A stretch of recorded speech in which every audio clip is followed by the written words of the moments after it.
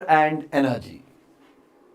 बेटे बेटे work power and energy आज हमारा लेक्चर है। आज हम इसको तोड़ेंगे, फोड़ेंगे, मजा आएगा। और बेटा ऑडियो चेक मैं कर रहा हूं, वीडियो चेक मैं कर रहा हूं। Sir, is the audio coming? Is it coming through sir? Is the video coming through sir? Everything is clear? Very nice, बहुत बढ़िया। तो बेटा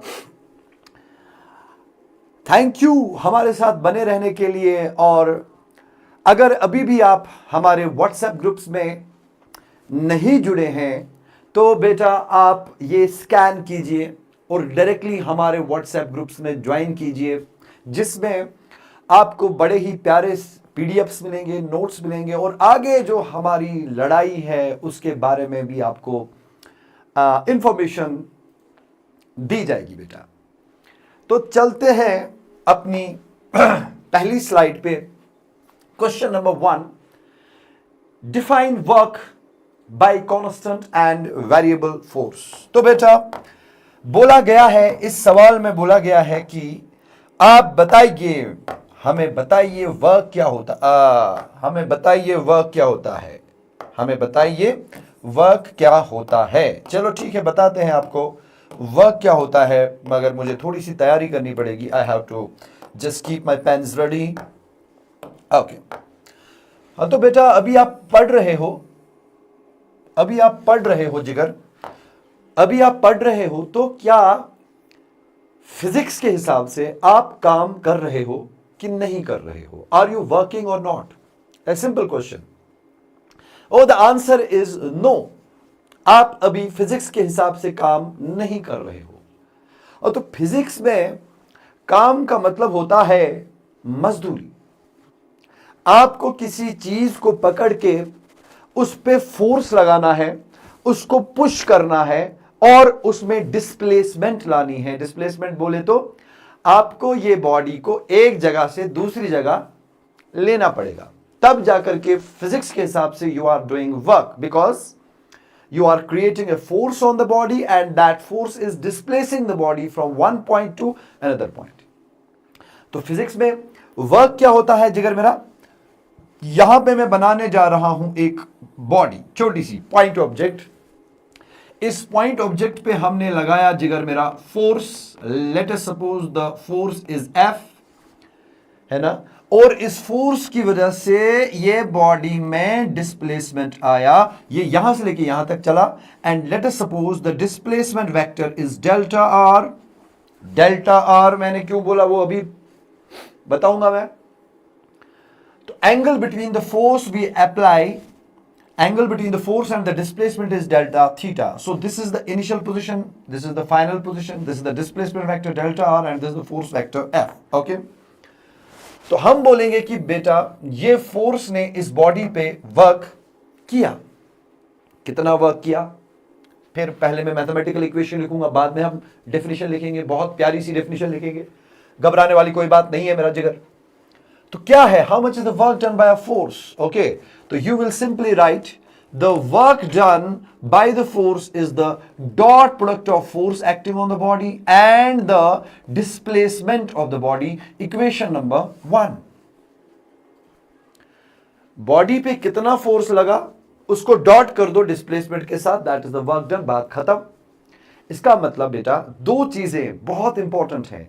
पॉइंट नंबर 1 जो बहुत इंपॉर्टेंट है वो ये है कि work is done always by a force. दूसरी चीज मेरा जिगर जो बहुत इंपॉर्टेंट है वो ये है कि फोर्स तब वर्क करता है जब ये बॉडी में क्या लाता है? डिस्प्लेसमेंट।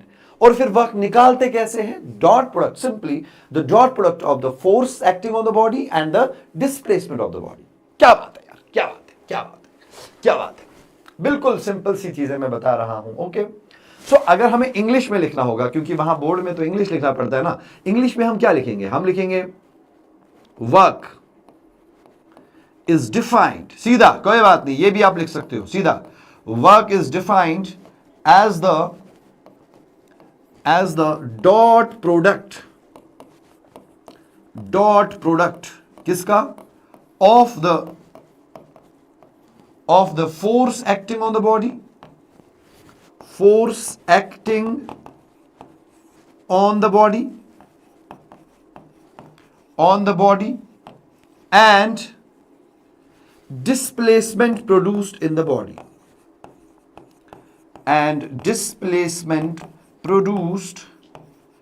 body very good. इसके बाद आप ये इक्वेशन लिखोगे बेटा, work done is equal to the dot product of force and displacement. क्या बात है, क्या बात है. Simple, as simple as that.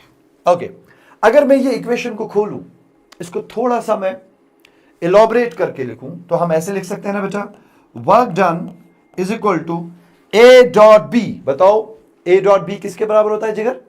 Mod of A mod of B cos theta. Mod of A की जगह mod of F, mod of B की जगह मॉड ऑफ डिस्प्लेसमेंट, और मेरे बेटे बाद में लिखेंगे कॉस थीटा. ये हो गया बेटा वर्क डन. इसका मतलब बेटा जी, अगर मैं आपको मोटा मोटा बताऊं तो एक फोर्स कितना वर्क करता है, जरा खुद बताओ. ये इक्वेशन को देख के खुद बताओ कि work done by a force कितनी चीजों पे डिपेंड करता है. नंबर वन, एक फोर्स खुद कितना है, जितना फोर्स लगेगा ज्यादा उतना वर्क होगा ज्यादा मेरा बेटा. नंबर टू, डिस्प्लेसमेंट कितना है, जितना बॉडी में डिस्प्लेसमेंट ज्यादा आएगा उतना वर्क भी ज्यादा होगा. Number third, it also depends upon the angle between the force and the displacement, cosine of the angle. अच्छा, अगर cosine of the angle पे डिपेंड करता है तो फिर यहां से 3 स्पेशल केसेस निकलेंगे. बताओ क्या क्या. नंबर 1, स्पेशल केसेस जल्दी से बताएंगे, बहुत इंपॉर्टेंट चीज, स्पेशल केसेस. बहुत बढ़िया. नंबर 1, अगर थीटा होगा 0 डिग्री तो फिर वर्क कितना होगा? थीटा जीरो मतलब सारा का सारा फोर्स सारी की सारी डिस्प्लेसमेंट को पैरेलल है. पूरा फोर्स और पूरा डिस्प्लेसमेंट एक ही डायरेक्शन में है बेटा, उसी का मतलब थीटा 0. अब तो फिर cos 0 1 हो गया. तो इस केस में जो वर्क है it is simply the product of force and the displacement. क्या बात है. दूसरा केस, अगर मेरा बेटा थीटा 90 डिग्री का हुआ, तो अगर थीटा 90 डिग्री का हुआ तो वर्क किसके बराबर होगा बेटा? cos 90 0 होता है ना, तो it is 0. This is a very very important point which I am making over here. Note this down in your notebooks that जब फोर्स और डिस्प्लेसमेंट, देख फोर्स और डिस्प्लेसमेंट, इंस्टैंटेनियस डिस्प्लेसमेंट, थोड़ा सा डिस्प्लेसमेंट भी अगर हो वो भी चलेगा. अगर फोर्स और डिस्प्लेसमेंट एक दूसरे के परपेंडिकुलर होते हैं तो बेटा ये फोर्स वर्क नहीं करता है. इसको दिमाग में रखोगे बेटा. When a force is applied perpendicular to the displacement, या when a force is perpendicular to the displacement produced in a body, the work done by the force is 0, a big 0. Okay, अच्छा जी. Third special case सारे बताएंगे मेरा जिगर. Third, अगर theta होगा 180 degree का तो फिर वर्क कितना होगा बेटा मेरा? ये होगा mod of F mod of delta are. फिर cos 180 -1 होता है, तो इसका मतलब work is negative, minus F into displacement, negative work जिसको हम कहते हैं. हाँ, तो बेटा यहां से हमने ये चीजें सीखी. कुछ इंपॉर्टेंट बातें मैं यहां पे बताऊंगा आप लोगों को, इंपॉर्टेंट चीजें 2-4 जो वहां बोर्ड एग्जाम में आप लिखोगे. क्या लिखोगे मेरा बेटा? आप लिखोगे कि work done can be work done by a force, work done by a force. शाबाश. क्या हो सकता है? कैन बी पॉजिटिव भी हो सकता है, नेगेटिव भी हो सकता है, या 0 भी हो सकता है. पॉजिटिव वर्क भी हो सकता है, नेगेटिव वर्क भी हो सकता है, 0 वर्क भी हो सकता है. क्या बात है. और पॉजिटिव वर्क अलग मतलब निकलता है, नेगेटिव वर्क का अलग फिजिकल सिग्निफिकेंस होता है, 0 वर्क का अलग फिजिकल सिग्निफिकेंस होता है, वो हम आगे देखेंगे. अच्छा, SI unit. What is the SI unit of work? Very good. SI unit of work क्या होता है मेरा जिगर? सारे बताएंगे, इट इज जूल। बहुत बढ़िया, बहुत बढ़िया। अब यहां पे मैं कुछ इंपॉर्टेंट बात बताने जा रहा हूं एग्जामिनेशन पॉइंट ऑफ व्यू से, जो आपके 11th क्लास में मेरा बेटा आपसे पूछा जाएगा। क्या आपसे पूछा जाएगा? Define joule. Very nice. आपसे पूछा जाएगा जिगर डिफाइन जूल, 1 मार्क का question. What is a joule? What is a joule? ध्यान से देखो, ध्यान से देखो, जरा मुझे बताओ, वर्क किसके बराबर होता है? Mod of F mod of delta r cos theta को जाने दो। We are assuming that force और डिस्प्लेसमेंट पैरेलल है, तो cos 0 1 हो गया ना, तो work is force into displacement. Okay, so work is said to be 1 joule. कब बोलते हैं आप एक फोर्स ने 1 जूल वर्क किया? Work is said to be 1 joule when 1 Newton force is applied on a body and it produces a displacement of 1 meter in the body in its own direction. तो यहां पे मैं लिखूंगा, ठीक, work is said to be क्या? Equal to 1 joule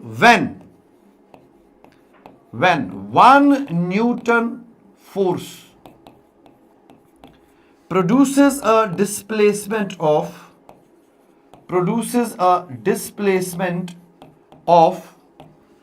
1 meter in a body parallel to itself.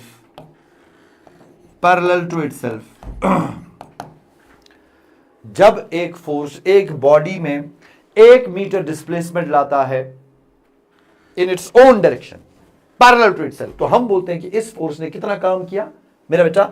इसने work किया 1 joule. क्या बात है, क्या बात है, क्या बात है, क्या बात है। तो SI यूनिट वर्क का जूल है। तो इसी के साथ हम बेटा यहां पे एक और चीज लिखते हैं बेटा, CGS यूनिट ऑफ वर्क क्या होता है?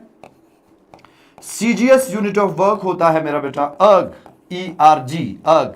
And there is a relation between joule and erg. Very important, ये ऑब्जेक्टिव्स पूछे जाएंगे बेटा। क्या है relation? 1 joule is equal to 10 to the power 7 ergs. समझ रहे हो ना आप? तो ये कुछ इंपॉर्टेंट चीजें हैं वर्क में, ठीक है ना? जल्दी जल्दी से इसको आप उतार लोगे। मैं आपको प्रॉपर नोट मेकिंग भी करवा रहा हूं ताकि आप लोगों को रिवाइज हो, ठीक है ना बेटा? Now we will go to work done by a variable force. How do you find the work done by a variable force? बात, इंपॉर्टेंट बात यहां पे, work done by variable force. तो what is a variable force मेरा बेटा? What is a variable force? शाबाश, आप सबको पता होगा, जब एक बॉडी पे फोर्स लगता है और ये फोर्स इस बॉडी में क्या लाता है? डिस्प्लेसमेंट, है ना? अगर बॉडी डिस्प्लेस होते होते, बॉडी को डिस्प्लेस करते करते अगर ये फोर्स बदल रहा है, या तो मैग्नीट्यूड में बदल रहा है या तो डायरेक्शन में बदल रहा है, समझ रहे हो ना? तो एक बॉडी पे फोर्स लग रहा है और ये फोर्स की वजह से बॉडी डिस्प्लेस हो रही है, और डिस्प्लेसमेंट लाते लाते ये फोर्स जो है या तो मैग्नीट्यूड में बदल रहा है या तो डायरेक्शन में बदल रहा है, या तो विद टाइम बदल रहा है, या तो ये फोर्स टाइम का फंक्शन है, या तो ये फोर्स वेलोसिटी का फंक्शन है, या तो ये फोर्स बेटा पोजीशन का फंक्शन है। इन्हीं को हम वेरिएबल फोर्सेस कहते हैं ना।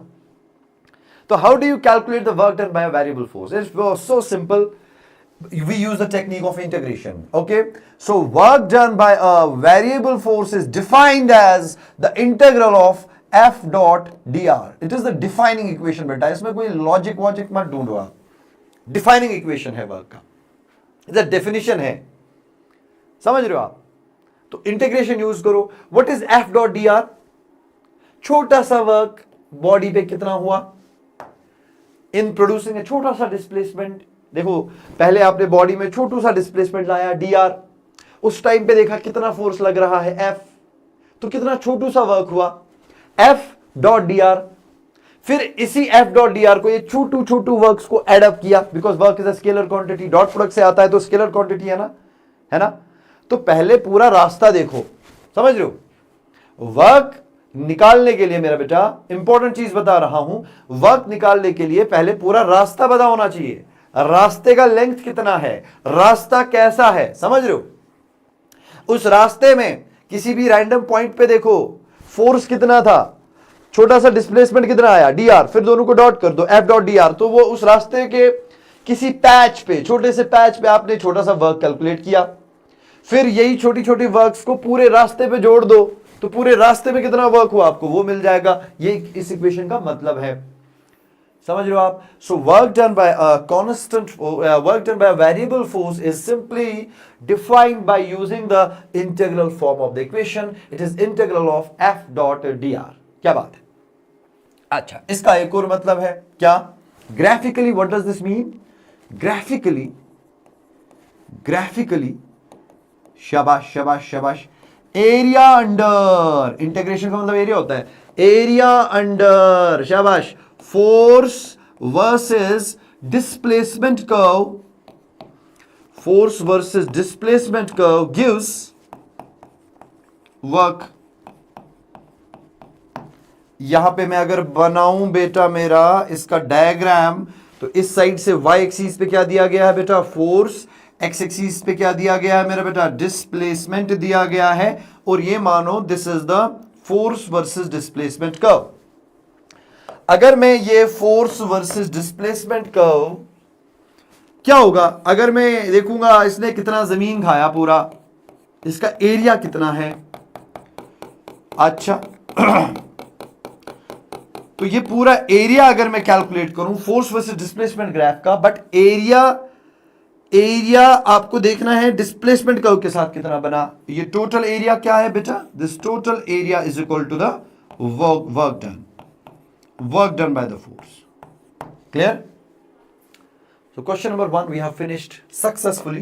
क्या था जिगर मेरा क्वेश्चन नंबर 1, अगर आप देखोगे क्वेश्चन नंबर 1 था define work done bye constant and variable forces. तो हमने डिफाइन किया, डिफाइनिंग इक्वेशंस हमने लगाई, एसआई यूनिट हमने देखा, सीजीएस यूनिट हमने देखा, स्पेशल केसेस हमने दिखाए, ठीक बेटा, और फिर हमने work done by variable force भी देखा, फिर हमने इसका ग्राफिकल मीनिंग भी देखा। This is overall the work done by a force.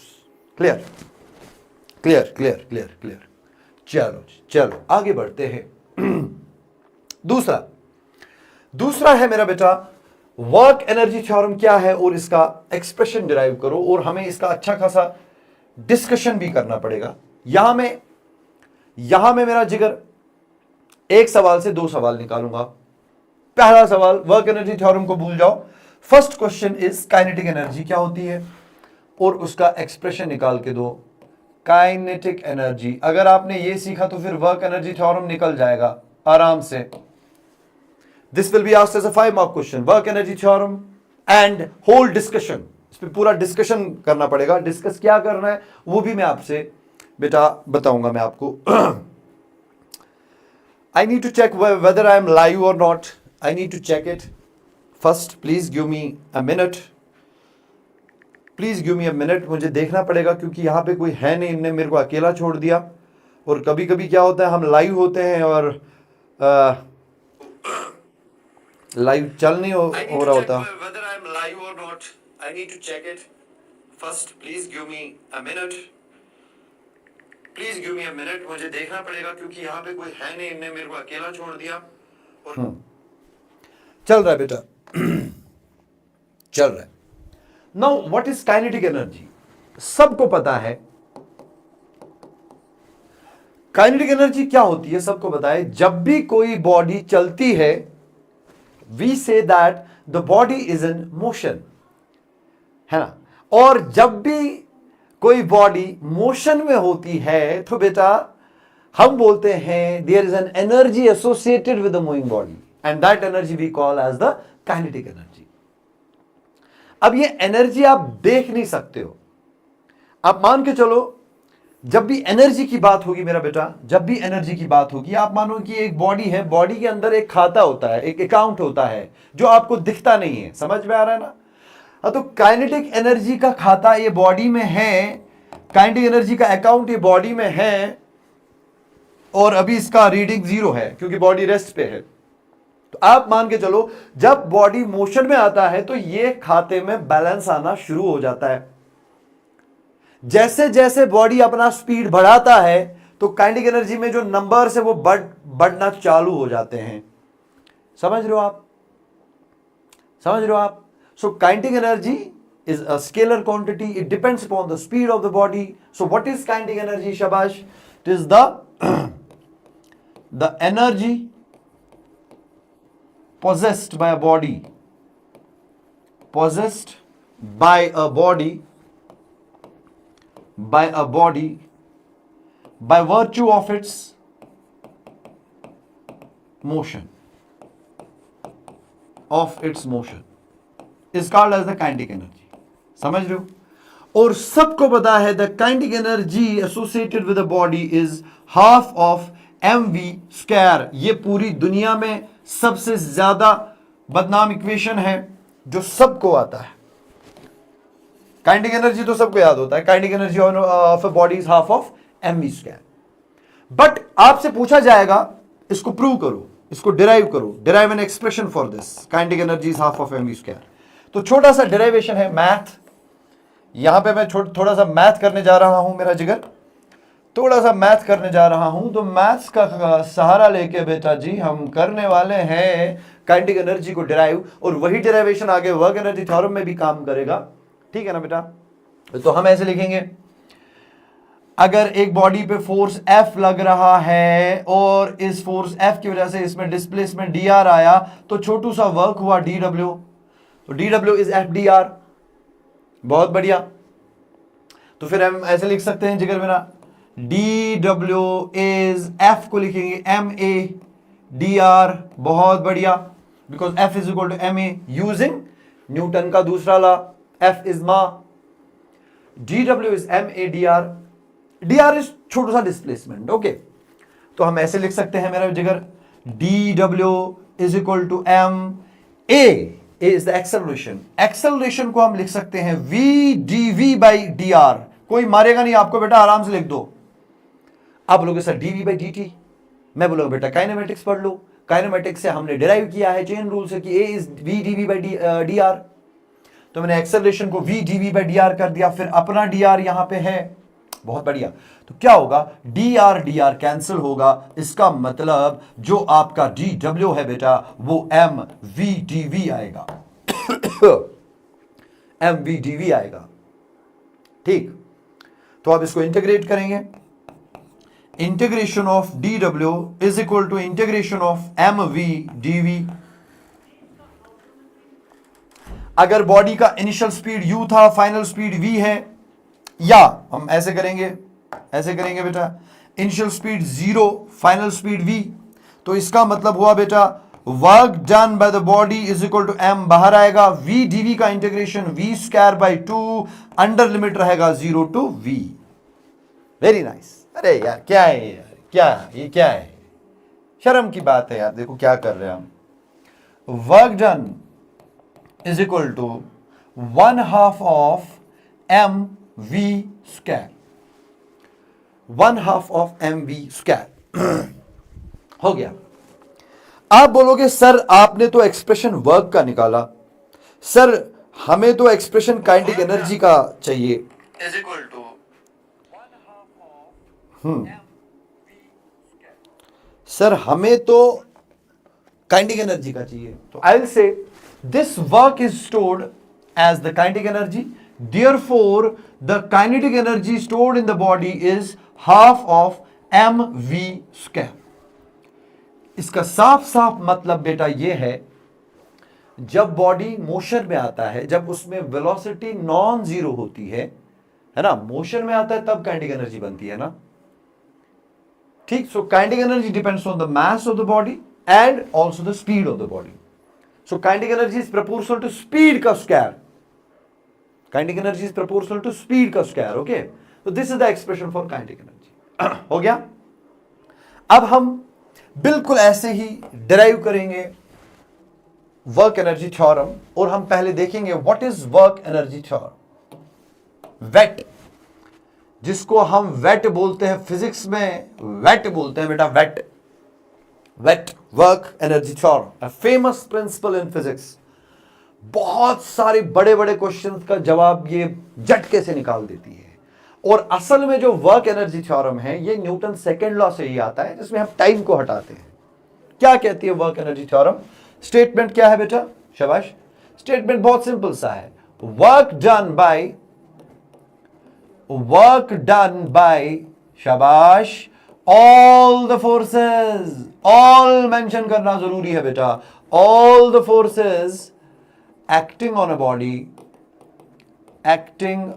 Body, बहुत बढ़िया, equals to the change, equals to the शाबाश शाबाश शाबाश शाबाश चेंज इन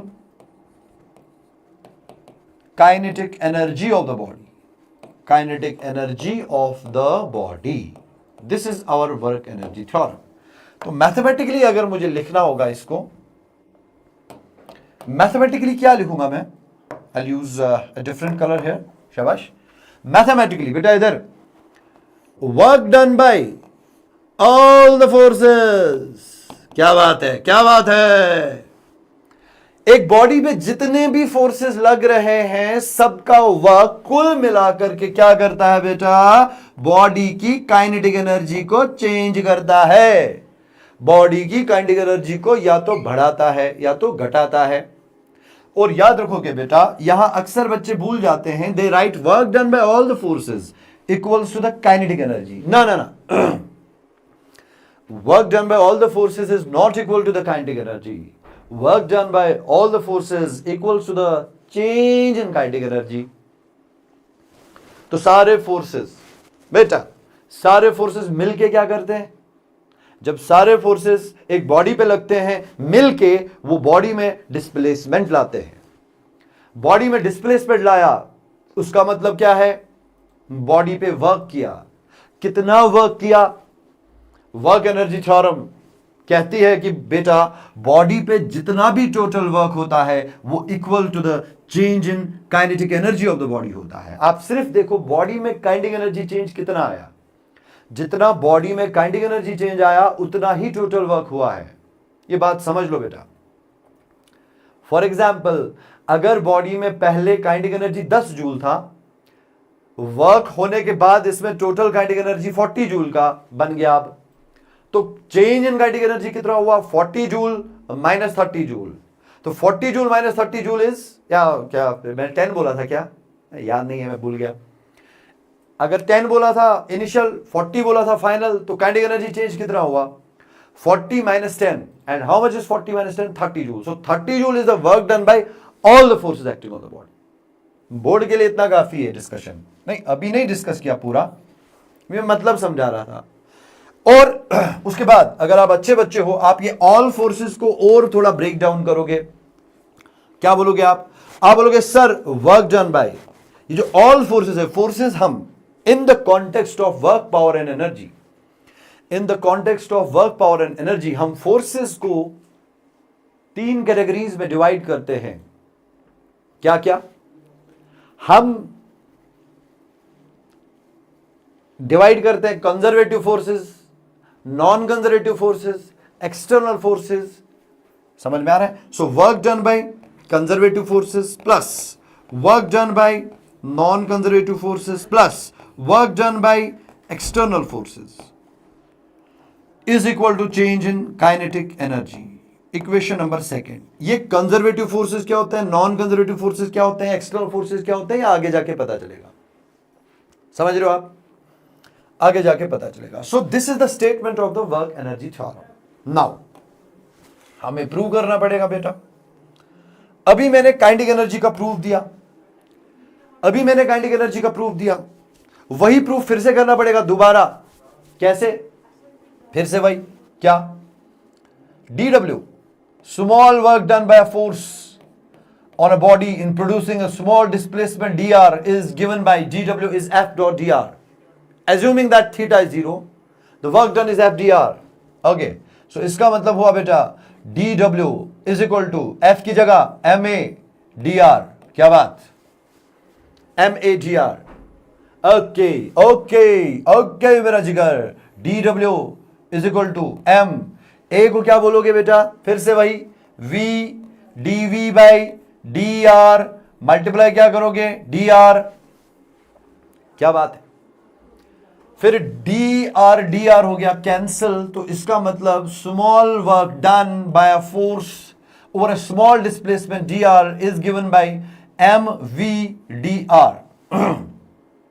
तो दोनों को इंटीग्रेट कर दो यार, दोनों को इंटीग्रेट कर दो. Integrating both sides we get, what do we get, we get integration of dw. छोटे छोटे वर्क्स को इंटीग्रेट करके हमें इंटीग्रेशन ऑफ, अरे यार mdv है, dv by dr, dr cancel, mdv mv dv. क्या बात है यार, क्या बात है यार, ये कैंसिल आउट हो गया. तो बेटा जो w मिला इट इज इंटीग्रल ऑफ शाबाश mv dv from initial velocity u to final velocity v. जब बॉडी ने शुरू किया था वेलोसिटी u था, finally after covering a displacement delta r velocity v बन गया. अच्छा, तो फिर यहां और थोड़ा सा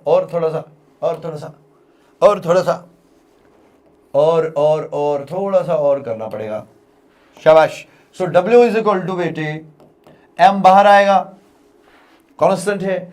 v dv का इंटीग्रल v स्क्वायर बाई 2 होता है under limits u to v. तो इसका मतलब बेटा work done is mv square by 2 minus mu square by 2. That means work done is equal to mv square by 2 is the final kinetic energy minus mu square by 2 is the initial kinetic energy. तो work done is equal to final kinetic energy minus initial kinetic energy. बात समझना. Total work done by the forces, no matter how many forces are acting on the body, no matter where are they acting, the total work done by all the forces on a body equals to the difference in the kinetic energy. Difference he change होता है यार, बात समझ लो. Difference ही change होता है ना. Physics में याद रखो ना, अगर मैथ में याद रखो ना, whenever you want to find the change in something you do by using difference, subtraction. अच्छा, इसका मतलब हुआ therefore we can simply write work done equals to change in kinetic energy. Congratulations beta, we have successfully made the statement of work energy form. We have written its mathematical form. We have derived it by using a very simple approach. It is called as the calculus approach. Okay, now we are going to discuss it. तो बेटा वहां पे आपको ये discussion करना पड़ेगा, वहां पे ये डिस्कशन करना पड़ेगा मेरा बेटा, तब जाके आपको 5 मार्क मिलेंगे. So it is discussion of work energy theorem. तो we are in the discussion of the work energy theorem. समझ रहे हो? तो डिस्कशन क्या है, क्या डिस्कशन करोगे आप? अब याद रखो जिगर, केस नंबर 1, अगर work done by all the forces 0 है, मतलब एक बॉडी पे बहुत सारे फोर्सेस लग रहे हैं लेकिन नेटवर्क 0 है, नेटवर्क 0 है, सारे फोर्सेस मिलके कोई काम ही नहीं कर रहे. ऐसा कब पॉसिबल है? सारे फोर्सेस मिलके कोई काम ही नहीं करेंगे. ऐसा कब पॉसिबल है बेटा? ऐसा तब पॉसिबल है शायद जितना पॉजिटिव वर्क हो रहा है उतना नेगेटिव वर्क भी हो रहा है. अगर पॉजिटिव वर्क हो रहा है 100 जूल, नेगेटिव वर्क भी हो रहा है 100 जूल, तो प्लस 100 माइनस 100 कैंसिल होकर के नेटवर्क क्या बनाता है जिगर? 0 बनाता है.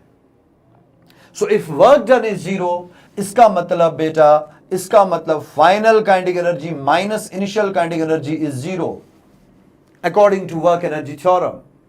इसका मतलब हुआ मेरा बेटा final kinetic energy is equal to the initial kinetic energy. क्या बात है, क्या बात है. इसका मतलब ये हुआ कि अगर बॉडी पे नेट वर्क डन 0 होता है तो उसकी final energy initial energy same होती है, मतलब काइनेटिक एनर्जी चेंज ही नहीं होती. याद रखोगे, if there is no kinetic energy change in a body, that simply means work done by all the forces on the body is a big zero. दूसरा question, दूसरा point, so we can write it in English also, huh? If net work done on a body is zero, there is no change in kinetic energy produced in the body. ये आप लिख सकते हो English में. Second, अगर मेरा जिगर work done positive है, अगर पॉजिटिव टोटल वर्क हो रहा है, तो इसका मतलब final kinetic energy minus initial kinetic energy, difference in the kinetic energy is positive. Is positive मतलब ग्रेटर देन जीरो. इसका मतलब हुआ बेटा final kinetic energy is greater than initial kinetic energy. तो क्या हो रहा है जरा मुझे बताओ, यहां पे मेरे को बताओ मेरा बेटा, यहां पे मेरे को बताओ, शाबाश, यहां पे मुझे बताओ. If you are getting final kinetic energy value more than the initial kinetic energy value, इसका मतलब सिंपली है कि जो काइनेटिक एनर्जी है वो इंक्रीज हो रही है. जब कोई चीज बढ़ेगा तभी तो उसका फाइनल वैल्यू उसके इनिशियल वैल्यू से ज्यादा आएगा. तो कब एक बॉडी की काइनेटिक एनर्जी बढ़ती है?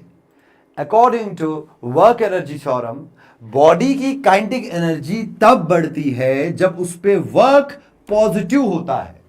तो आज के बाद बेटा दिमाग में रखो, अगर किसी भी बॉडी का काइनेटिक एनर्जी बढ़ रहा है तो that means overall network body पे पॉजिटिव है.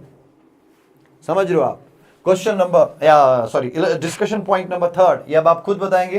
जरा मैं लाइव में मुझे बताओ थर्ड पॉइंट क्या आएगा. If work done is negative what will happen? शाबाश. If work done is negative, negative बोले तो लेस देन जीरो. शाबाश. If work done is negative, chat में बोलो बेटा, final kinetic energy minus initial kinetic energy is negative. That means final kinetic energy is less than the kinetic energy initial. इसका मतलब साफ साफ होता है जो काइनेटिक एनर्जी है वो डिक्रीज हो रही है. काइनेटिक एनर्जी डिक्रीज हो रही है ना बेटा. हाँ, तो वर्क एनर्जी थ्योरम कहता है कि वर्क का काम होता है बॉडी की काइनेटिक एनर्जी को चेंज करना. हाँ, थोड़ा सा रिपीट करूं मैं, थोड़ा कोई बात नहीं, अभी आपको सब सिखाएंगे. Just let me see whether we are live. Answer मत दिया किसी ने, खुदा ना करे.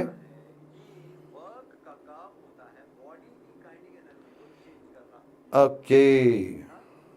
आदिल बशीर खान कहता है F is equal to ma is not second law of Newton. F is GP by dt. क्या बोल रहे हो? आंसर मत दिया किसी ने, खुदा ना करे. क्या बोल रहे, क्या बोलते रहते हो आप? ये ऐसी बात हो गई कि फिर से मैं बताऊं. स्कूल, जरा मुझे बेटा स्कूल का स्पेलिंग बताओ. SCHOOL. स्कूल है ना. कुछ लोगों का ये रहता है कि सर ये जो दूसरा वाला ओ है ना ये पहले लिखना था, और जो पहले वाला ओ है ना सर ये बाद में लिखना था. ये ऐसी बात होती है. डिस्कशन ही करना है आदिल बशीर खान, डिस्कशन ही करना है तो मेरे ऑफिस में आओ यार, यहाँ पे बात करेंगे, कॉफी पिलाएंगे आपको, चाय पिलाएंगे, मजा आएगा. F equal to D P by D T, F equal to M में, इस पे डिस्कशन होगा क्या यहाँ पे? है बच्चों वाले सवाल पूछते हो यार, कोई बात नहीं. तो मैं क्या बोल रहा था, मैं आपको यह बता रहा था कि बेटा देखो वर्क एनर्जी थ्योरम जो है, वर्क एनर्जी थ्योरम ने हमें जिंदगी जीने का एक नया तरीका सिखाया. इसने हमें न्यूटन सेकेंड लॉ का एक सब्स्टिट्यूट दिया. जैसे न्यूटन सेकेंड लॉ कहता है कि बेटा F is equal to ma. अभी इससे भी दिक्कत होती है किसी को, मतलब फोर्स का इफेक्ट होता है बॉडी में एक्सेलरेशन लाना. जब एक बॉडी पे फोर्स लगता है, what is the effect of the force? The effect of the force is to bring an acceleration in the body. तो वर्क एनर्जी थ्योरम कहता है बेटा वर्क का इफेक्ट होता है to change the kinetic energy of the body. Now you can think in terms of work. जब body पे work होता है उसकी काइनेटिक एनर्जी बदलती है. अगर वर्क नहीं होता है काइनेटिक एनर्जी नहीं बदलती है, अगर वर्क पॉजिटिव होता है काइनेटिक एनर्जी बढ़ती है, अगर वर्क नेगेटिव होता है काइनेटिक एनर्जी कम होती है। That is a new perspective जो हमें किसने दिया मेरा जिगर, जो हमें दिया वर्क एनर्जी थ्योरम ने। So we have done and dusted the work energy theorem, okay, and its whole discussion. और what's the new question now? coming along is the new question. Define potential energy and derive the potential energy stored in spring. नया question, potential energy क्या होती है और spring system, असल में यहां पे होना चाहिए derive the expression for potential energy stored in spring, नहीं होना चाहिए, it should be spring block system. Proper word spring block system होना चाहिए था। चलो यार कोई बात नहीं, चलो कोई बात नहीं, कोई बात नहीं, it's okay, it's completely okay. अगर सवाल गलत भी है हम उसको ठीक कर लेंगे। तो जिगर, मेरा खरगोश, मेरा तोता बेटा, क्या होती है पोटेंशियल एनर्जी? मैं बताता हूं आपको क्या होती है पोटेंशियल एनर्जी। मैं बताता हूं आपको क्या होती है पोटेंशियल एनर्जी। लाइव चला क्या इस बात से रुके हो सर? मंजूर साहब को बोलो यार थोड़ा कॉफी यार लाओ यार, थोड़ा सा गरम कुछ भी लाओ। मैं बताता हूं आपको जिगर व्हाट इज पोटेंशियल एनर्जी। यहां पे आपको बताते हैं, इस डब्बे में आपको बताते हैं व्हाट इज पोटेंशियल एनर्जी। बस आप ध्यान से देख ला, ध्यान से देखो मेरा जिगर। आज मेरा गला बिल्कुल खराब है, बिल्कुल खराब। अगर किसी को मेरी आवाज थोड़ी सी अलग आ रही होगी तो बेटा it is because my throat is not well today. तो आप मानिए बेटा आपके पास एक बॉडी है, इस बॉडी के अंदर आप मानो there are imaginary accounts, multiple accounts the body has within it. मान के चलो, आप समझ लो, आप ऐसा एक सिंपल सा एग्जांपल दूंगा मैं। जैसे मैं हूं, है ना, मैं क्या हूं? बॉडी। तो मेरे बैंक में बेटा, मेरे बैंक में बैंक अकाउंट्स है। आप देखते हो कि किसी भी इंसान को जब आप बाहर से देखते हो, इट इज अंडरस्टूड कि ये भाई साहब जिसको भी हम देख रहे हैं कि इसके अकाउंट में खाता तो होगा। HDFC में हो सकता है, JK बैंक में हो सकता है, ग्रामीण बैंक में हो सकता है, समझ रहे हो आप? इसी तरह कोई भी बॉडी जो होता है, कोई भी बॉडी, इसके भी खाते होते हैं एनर्जी के, जो आप देख नहीं पाओ। बोले सर कहां? आप देख नहीं पाओगे जिगर, इसमें भी खाते होते हैं। एक होता है काइनेटिक एनर्जी वाला खाता। ये काइनेटिक एनर्जी वाले खाते में बैलेंस कब बढ़ता है? जब बॉडी चलना शुरू करती है। ये काइनेटिक एनर्जी वाले खाते में वो बैलेंस बढ़ता कब है? बढ़ता तब है जब स्पीड बढ़ेगा। क्या बात है यार? इसी तरह मेरा बेटा, अगर ये बॉडी, बस ख्याल रखो मेरी तरफ, प्लीज प्लीज प्लीज प्लीज मेरी तरफ, अगर ये बॉडी पे किसी और बॉडी ने, बात समझना, अगर ये बॉडी पे किसी और बॉडी ने एक कंजर्वेटिव फोर्स लगाया, मैं बता रहा हूं जिगर, कौन सा force? Conservative force. If body 1 comes in the influence of body 2 and body 2 is creating a conservative force. Let me be clear. Body B creates a conservative force on body 1. Conservative force कौन कौन सा है? Gravitational, electrostatic, spring, जिसको elastic force बोलते हैं, वगैरह वगैरह, समझ लो आप। तो ये बॉडी में एक और अकाउंट खुल जाता है पोटेंशियल एनर्जी वाला। लेकिन बेटे ध्यान से देखो, अगर बॉडी ए ने बॉडी बी पे कंजर्वेटिव फोर्स लगाया ना, तो बॉडी बी भी बॉडी ए पे कंजर्वेटिव फोर्स लगाएगी। इसका मतलब पोटेंशियल एनर्जी वाला खाता इसमें भी खुलेगा, पोटेंशियल एनर्जी वाला खाता इसमें, वो दोनों में खुलता है, पूरे सिस्टम को बिलोंग करता है वो खाता। अब ना इसका है ना उसका है, पूरे सिस्टम का है यार। बात समझ गए ना आप? बात समझ गए ना मेरी बात? बढ़िया बढ़िया, क्या बात क्या बात। So what is potential energy now? Potential energy is the energy stored in a system of particles when they interact with conservative forces with each other.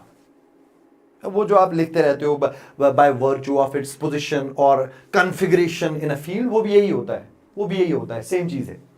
समझ में आ रहा है? सो potential energy, first of all potential energy is, point number 1, it is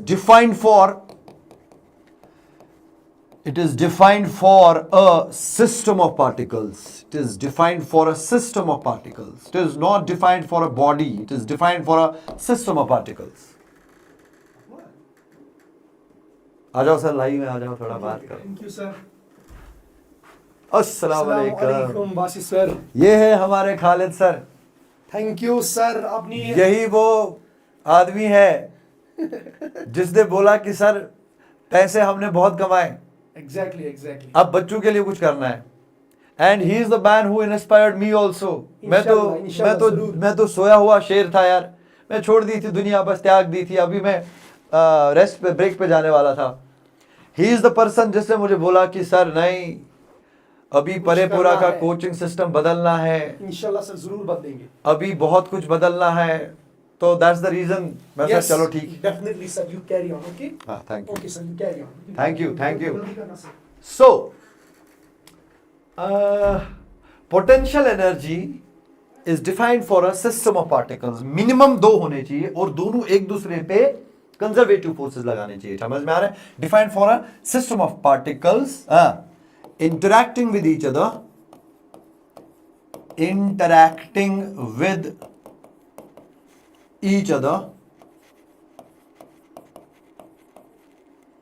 by applying which forces? Conservative forces.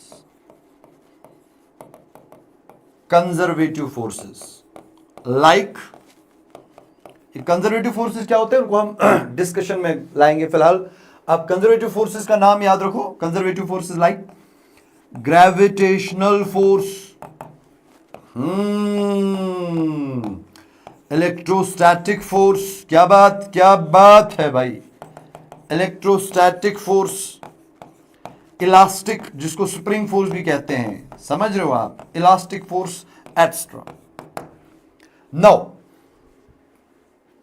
Now disturb क्यों करा sir? हाँ,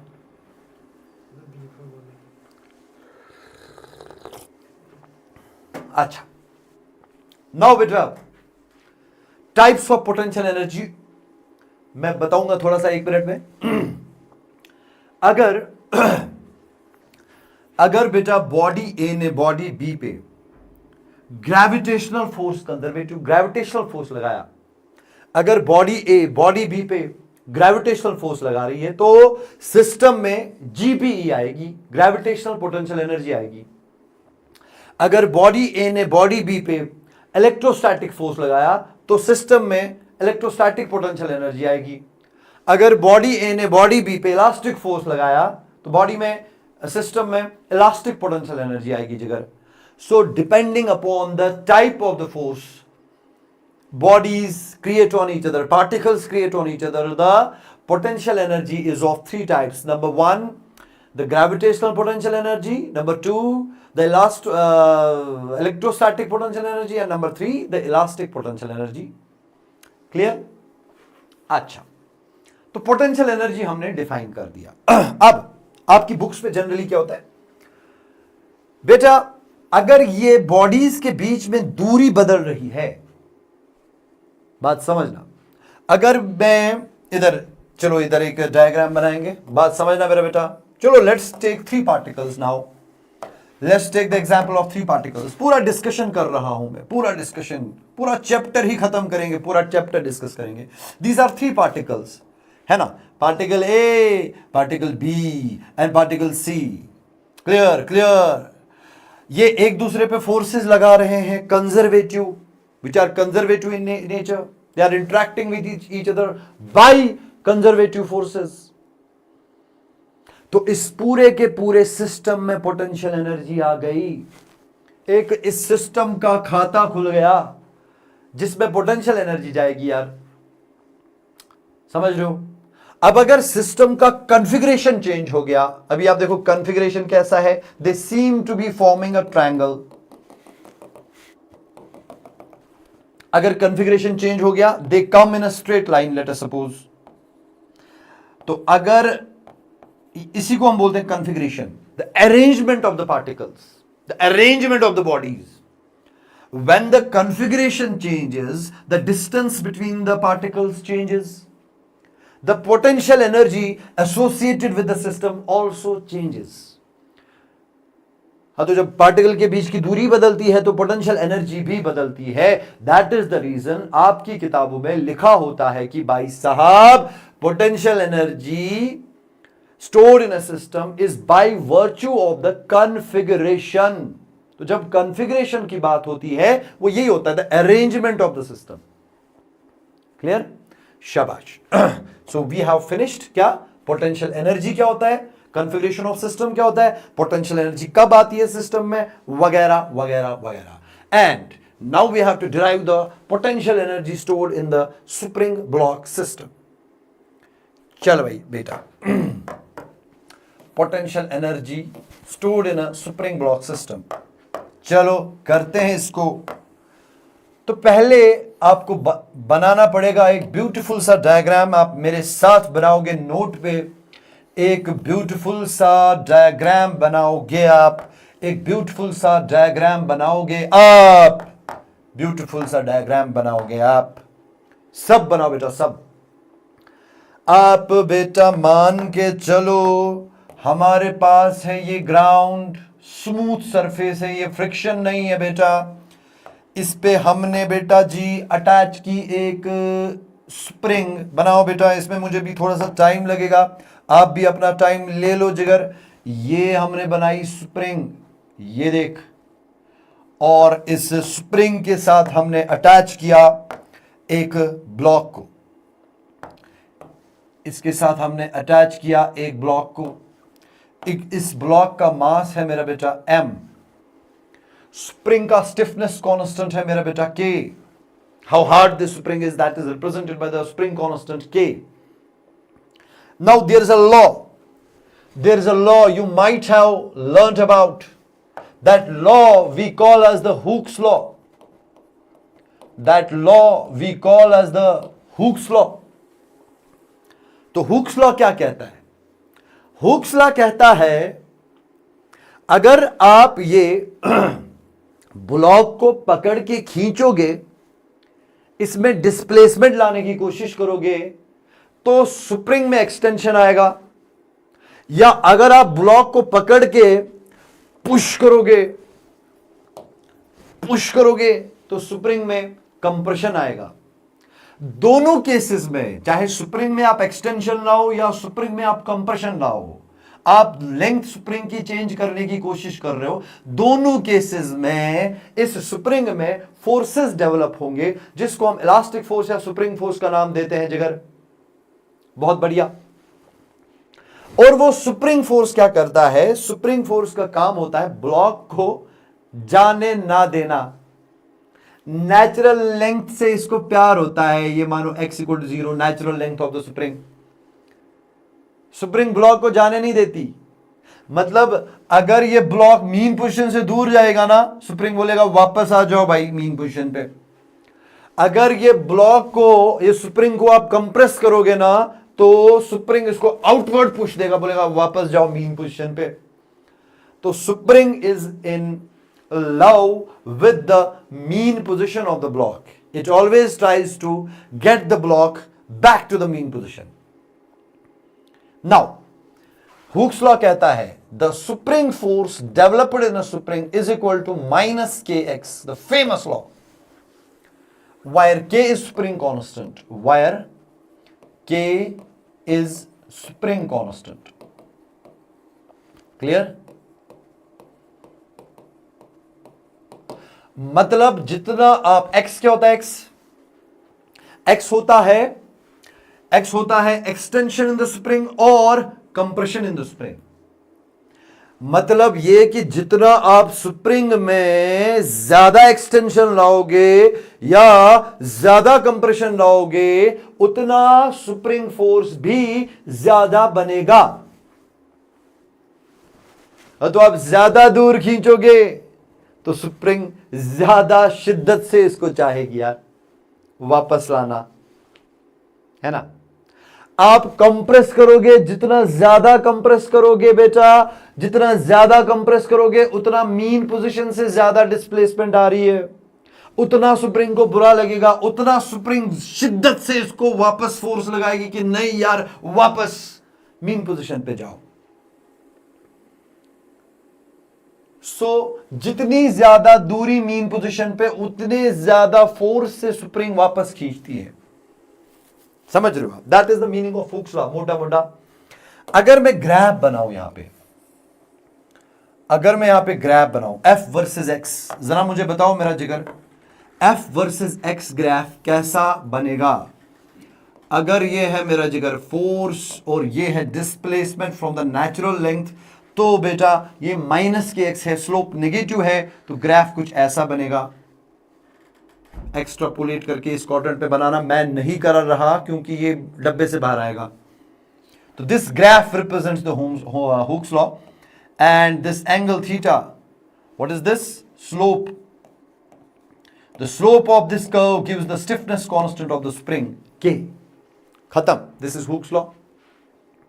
हाँ, तो इसका मतलब ये हुआ मेरा बेटा, अगर हमारा ब्लॉक, जरा मैं ब्लॉक की पोजीशंस बनाऊंगा, अगर हमारा ब्लॉक यहां पे है, यहां पे ब्लॉक का मास कितना है?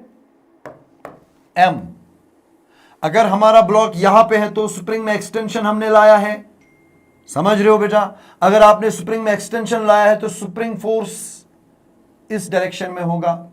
This will be the spring force acting on the block backward. इसी तरह जिगर अगर आप कंप्रेशन लाओगे तो spring force will be outward. Clear? Now I have to see the potential energy stored in this spring block system. ठीक जिगर, चलो करते हैं इसको, यहां पे डिराइव करते हैं इस डब्बे में प्यार से। ठीक है, ध्यान से देखो, हमने मान के चलो आप इस ब्लॉक पे एक एक्सटर्नल फोर्स लगाया, ये है बेटा एक्सटर्नल फोर्स, ये है बेटा स्प्रिंग फोर्स, और मान के चलो ये ब्लॉक में जो डिस्प्लेसमेंट है वो dx है। what is the work done by the external force? Please tell me. Small work done by the external force acting on the body. Small work done. Force कितना लगा? F external. Displacement कितना है? dx. तो कितना work हुआ बेटा? F external dx.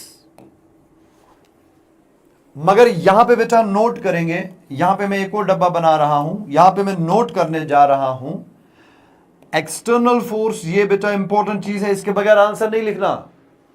External force displaces the block very slowly, displaces the block, शाबाश, very slowly, such that at every stage mod of F external is equal to the mod of spring force. ये क्या मतलब हुआ बेटा? ये जो आप external force से डिस्प्लेसमेंट ला रहे हो ब्लॉक में, आप जो बेटा फोर्स लगा रहे हो वो फोर्स की वजह से बॉडी में डिस्प्लेसमेंट आ रही है, लेकिन ब्लॉक बहुत ही आहिस्ता आहिस्ता चलाना है, वेरी स्लोली चलाना है, ताकि हर किसी स्टेज पे आप मान के चल सको कि ये जो एक्सटर्नल फोर्स और जो स्प्रिंग फोर्स है ये मैग्नीट्यूड वाइज एक दूसरे के बराबर बराबर है। Magnitude wise you have to keep the two forces equal. मैं थोड़ा सा डेमोन्स्ट्रेट करूंगा आप लोगों को। आप मानो बेटा मैं हूं और मेरा दोस्त है, हम हैंड पावर कर रहे हैं, समझ रहे हो आप? अगर हम हैंड पावर कर रहे हैं तो बेटा आप मानो ये मेरा हाथ है, मेरे दोस्त का हाथ है। देखो हैंड पावर कैसे होता है। हैंड पावर, लेट्स सपोज मुझे इसको हराना है तो ऐसे होगा, I am applying a very large force on my hand, and if you see the displacement of both the hands, both the hands are moving, shabash, very very slowly. मैं जीत रहा हूं लेकिन very very slowly जीत रहा हूं, such that at every stage I can assume that my force is equal to the force of my friend. तो ये ऐसा game यहां पे चल रहा है, एक्सटर्नल फोर्स आप लगा रहे हो और आप स्प्रिंग के साथ जिगर हैंड पावर कर रहे हो. स्प्रिंग में पोलियो तो है नहीं, ऐसा तो है नहीं कि आपने बेटा फोर्स लगाया और ये जो आपका दोस्त है इसमें पोलियो है फॉर एग्जांपल, तो आपने ऐसे हरा दिया आपने. तो अगर आप एक हाथ में फॉर एग्जांपल जान नहीं है, पोलियो है, तो when you will do hand power with your friend, how are you going to beat him? You will apply slide force, धक्का, हार गया. That means there will be a large change in kinetic energy. Things are happening very fast. But in this scenario, what is happening is that the external force is displacing the block very slowly such that external force, yaad rakho, it is doing hand power with the spring force such that at every stage we can assume that the magnitude of the external force is equal to the magnitude of spring force. बहुत बकवास किया मैंने इस पे, तो सीख के पढ़ रहे हैं, जितना भी पॉसिबिलिटी है हो रही है मुझसे, मैं सिखाने की कोशिश कर रहा हूं. तो dw को मैं क्या लिखूंगा मेरा बेटा, ये mod of F external mod of dx है. मॉड ऑफ एफ एक्सटर्नल किसके बराबर है बेटा, स्प्रिंग फोर्स का मैग्नीट्यूड इनटू dx. तो dw आप लिखोगे बेटा मेरा, spring force is kx dx. अब यहां पे बहुत सारे बच्चे बोलेंगे सर स्प्रिंग फोर्स तो माइनस kx था. बहुत सारे बच्चे बोलेंगे सर स्प्रिंग फोर्स तो माइनस kx था. Spring force is kx dx. अब यहां पे बहुत सारे बच्चे बोलेंगे सर स्प्रिंग फोर्स तो फोर्स इज kx. बहुत सारे बच्चे बोलेंगे sir are we live yes we are live. 3 watching.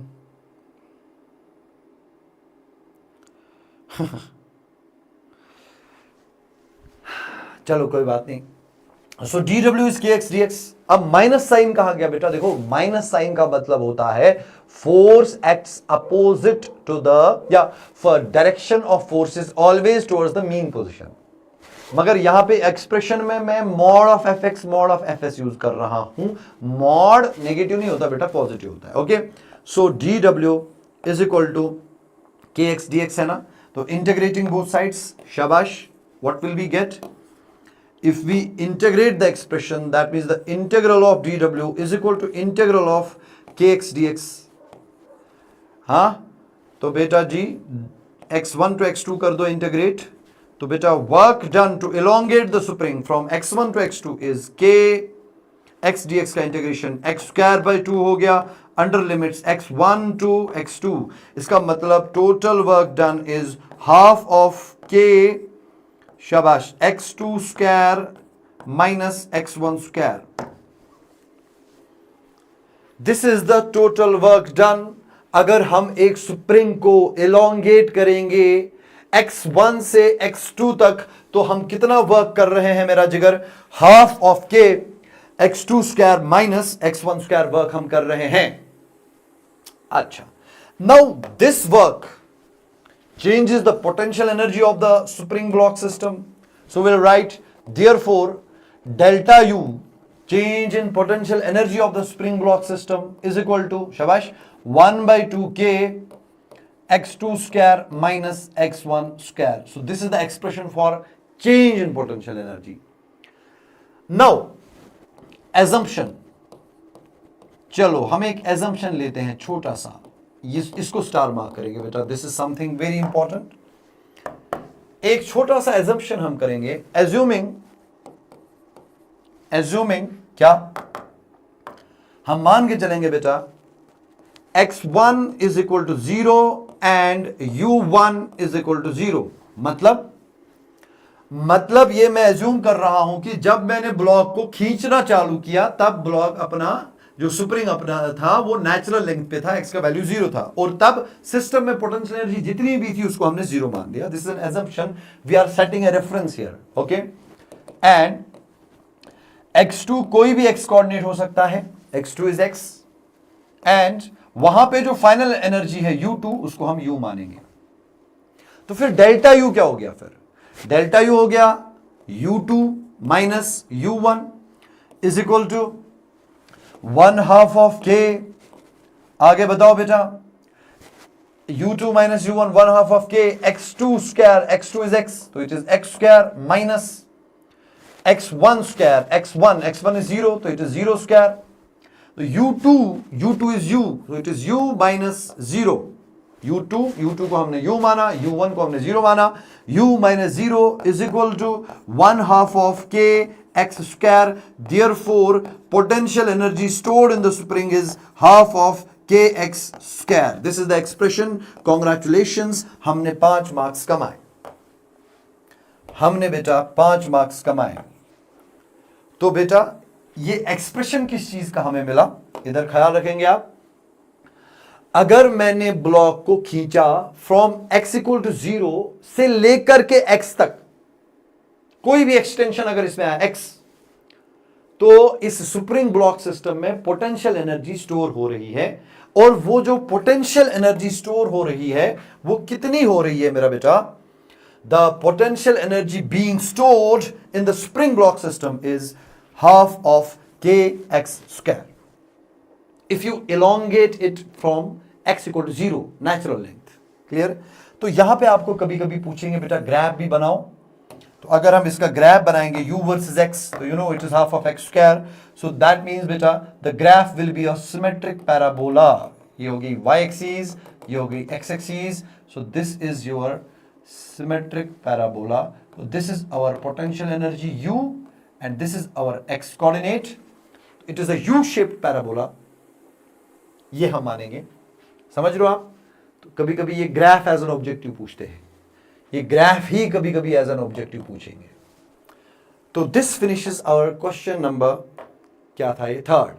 Define the potential energy, वो भी हमने डिफाइन किया. हमने potential energy stored in the spring block system भी डिराइव किया. ब्यूटिफुली हमने इसका नोट भी बनाया. बढ़ते हैं बेटा आगे.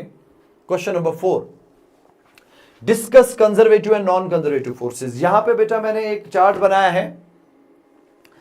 इससे पहले मैंने आप लोगों को प्रॉमिस किया था कि we will do conservative and non conservative forces. तो ये बेटा 3 मार्क का क्वेश्चन आ सकता है. Difference between conservative and non conservative forces. ये बेटा हमें सवाल पूछ सकते हैं 11th क्लास एग्जाम में.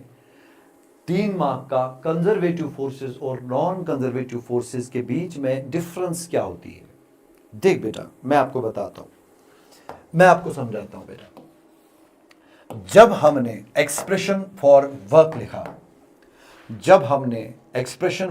लिखा, तो हमने integral of f dot dr लिखा. बोलो हाँ या ना.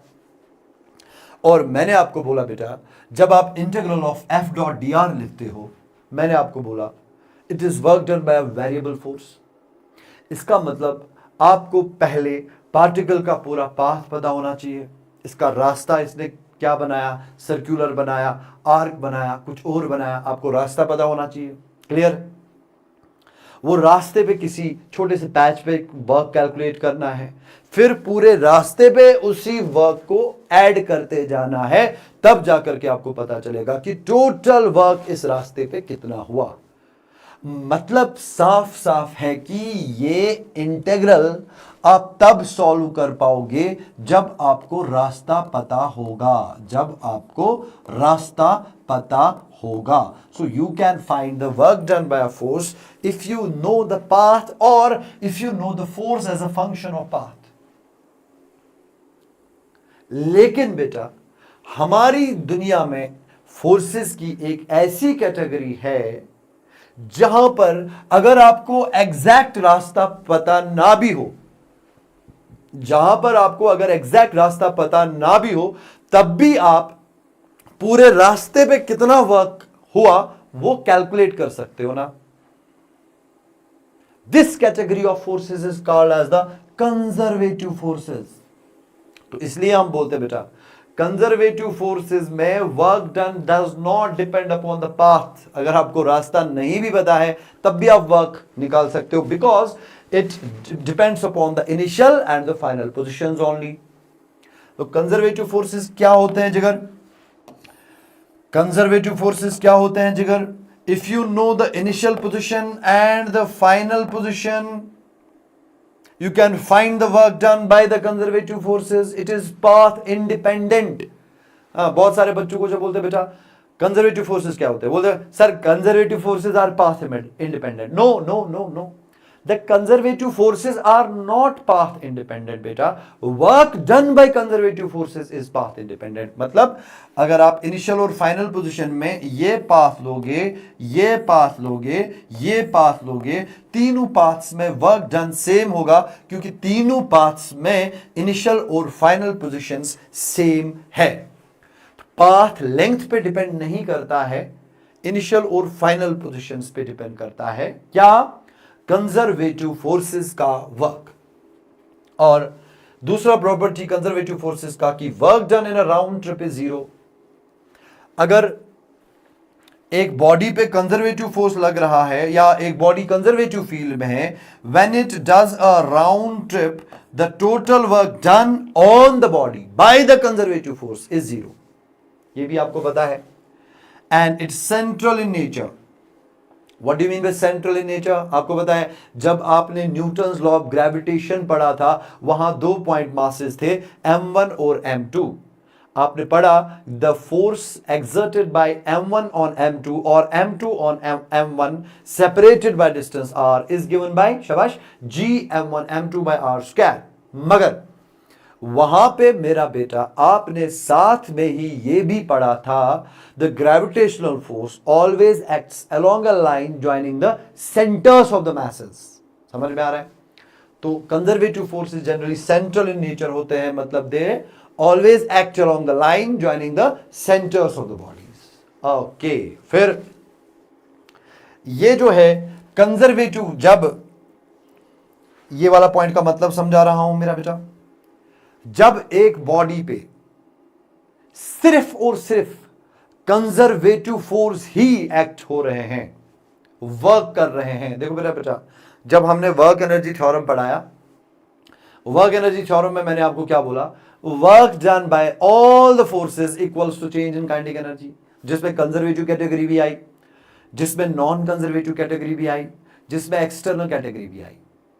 तो मैं बोल रहा हूं बेटा, अगर एक पार्टिकल पे सिर्फ कंजर्वेटिव फोर्सेस वर्क कर रहे हैं, मतलब नॉन कंजर्वेटिव फोर्सेस एब्सेंट है और एक्सटर्नल फोर्सेस भी एब्सेंट है, तब जाकर के जो बॉडी की टोटल मैकेनिकल एनर्जी होती है वो कंजर्व रहती है. इसलिए इनको कंजर्वेटिव फोर्सेस कहते हैं, because when conservative forces work on a body, the mechanical energy of the body does not change. But the condition is the only forces working must be the conservative forces. ये point number 4 यहां पे लिखा है. And work done is completely recoverable.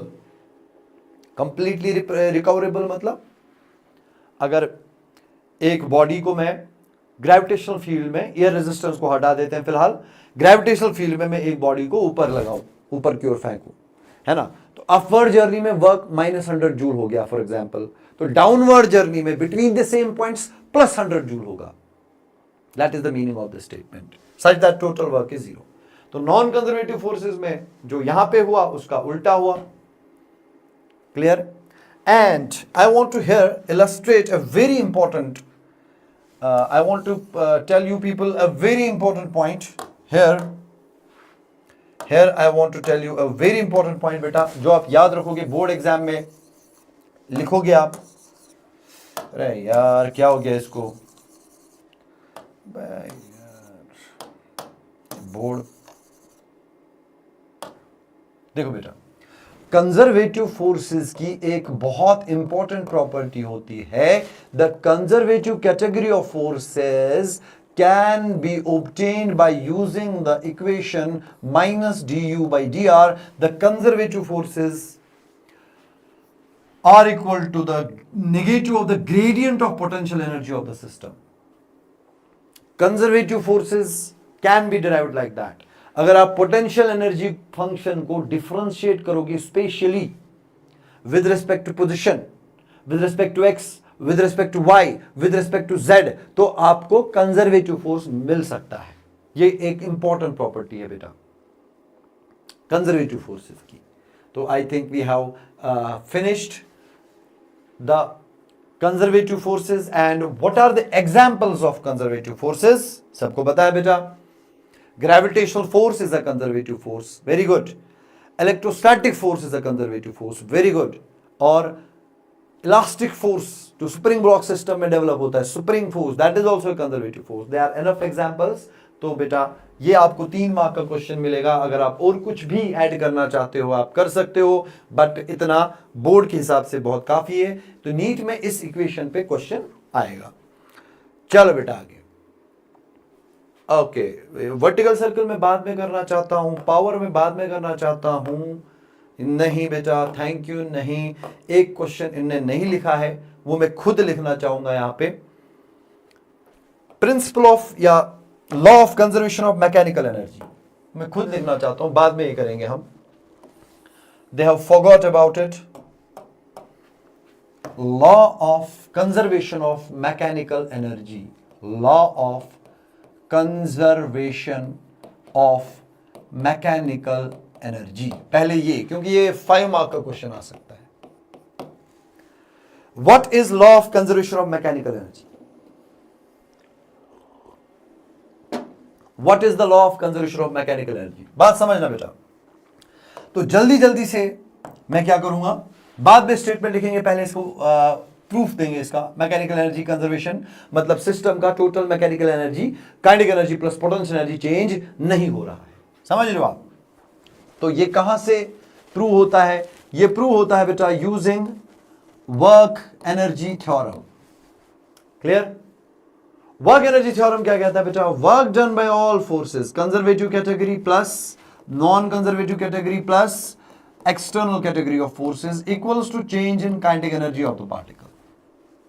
Now if condition बेटा mechanical energy conservation general law नहीं है, general आपका work energy theorem है. कंजर्वेशन ऑफ मैकेनिकल एनर्जी जो है बेटा ये कंडीशनल लॉ है. ये तब अप्लाई होता है जब कुछ कंडीशन सेटिस्फाई होती है. क्या कंडीशंस बेटा? अगर work done by non conservative forces zero होगा या work done by external force zero होगा, दोनों होने चाहिए. इफ और के बदले एंड लिखेंगे यहां पे.